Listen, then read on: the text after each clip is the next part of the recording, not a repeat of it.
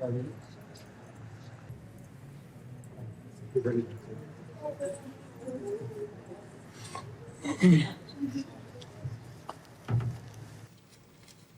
जी की चुनरी है, ले लें। प्रिया जी,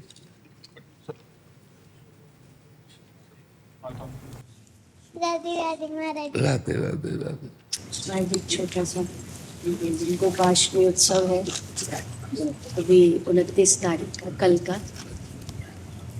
एक अपना ब्रज में गौ माता का अस्पताल है। बहुत सुंदर, बहुत सुंदर। आपका आशीर्वाद। हाँ, बहुत सुंदर। नहीं, हॉस्पिटल है हमारे जी, जहाँ जो गौ माताओं का उपचार वगैरह। बहुत उत्तम बात है। धन की सो धन धन्य प्रथम गति जाकी। उत्तम धन की सार्थकता यही है कि जैसे जिन गौओं की सेवा नहीं होती या जो गौएं असमर्थ हैं, रोगी हैं, उनके दुख निवारण की बहुत बड़ी बात है। खूब भाव से चलो, भगवान का यश गाओ और स्वयं नाम जप करो और धर्म से चलो। जीवन का यही लाभ है। और जितना परोपकार कर सको, अर्थ बढ़े, तो ऐसे ही परोपकार करना चाहिए। जैसे कर रहे हो ऐसे परोपकार करना चाहिए। बहुत सुंदर है। आपकी कृपा बनी रहे बाबा। हाँ, बिल्कुल। भगवान की जिस पर कृपा होती है ना, तो सब कृपा उन्हीं की कृपा से। जा पर कृपा राम की होई, ता पर कृपा करे। तो खूब नाम जप करो, भगवत पार्षद हो, अपने स्वरूप का चिंतन करो और परमार्थ करो। जितना आवे अपने पे कम खर्चा करके परमार्थ पे खर्चा करो। जीवन का लाभ। परहित सरिस धर्म नहीं भाई, पर पीड़ा सम नहीं अकमाय। तो जो दूसरों का हित करता है, भगवान उससे बहुत प्रसन्न होते हैं। जटायु जी से कह रहे हैं, मेरी कृपा से तुम परम पद प्राप्त नहीं कर रहे, हे तात अपनी करनी से तुम परम पद प्राप्त कर रहे हो। तुमने जो सिया जी की रक्षा रूपी करनी की, उससे परम पद प्राप्त कर रहे हो। तो जो दूसरों की रक्षा, दूसरों को सुख देना और दूसरों का उपकार करना, ये जो भावनाएं भगवान को बहुत प्रसन्न करती है। तो इसलिए बहुत सुंदर बात की जो गौओं की सेवा की, ये बहुत उत्तम बात है।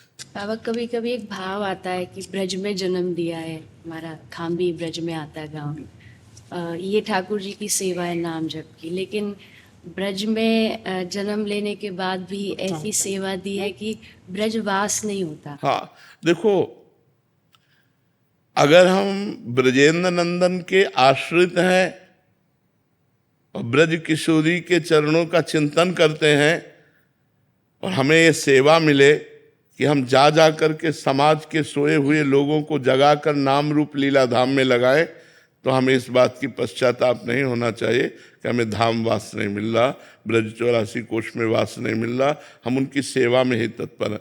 बहुत से हमारे सिद्ध महापुरुष बाहर जा जा करके लोगों को जागृत किया है। अगर संत, वैष्णव, भागवत प्रवक्ता, रासाचारी ये ना जाए ना, तो कोई वृंदावन को और प्रभु की तरफ हाँ जाने ही ना। बहुत से सोए हुए लोग हैं जिनको घसीट करके भागवताचार्य वृंदावन लाए, जिनको घसीट कर रासाचार्य वृंदावन लाए। रास आदि के द्वारा हम ही जो आए हैं ना, तो रास के द्वारा ही तो आए। अगर रास न देखी होती तो हमारे अंदर लोलुपता ही न बढ़ती प्रिया प्रीतम की। जो आसक्ति बढ़ी वो रास से ही बढ़ी।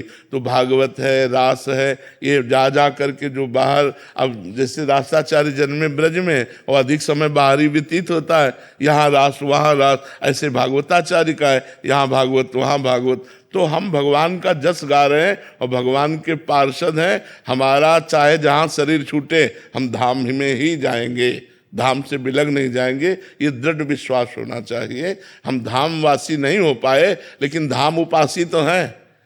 तो धाम उपासी और धामवासी एक ही गति होती। जैसे हम वृंदावन महिमामृत का जब गान करते हैं तो दोनों पक्ष रखते हैं, एक धामवास का और एक धाम आश्रय का, धाम उपासना का। यदि आप धाम उपासना और आश्रय लिए हो तो आप अमेरिका में रहो तो भी आपको जब शरीर छूटेगा तो आप वृंदावन ही आओगे।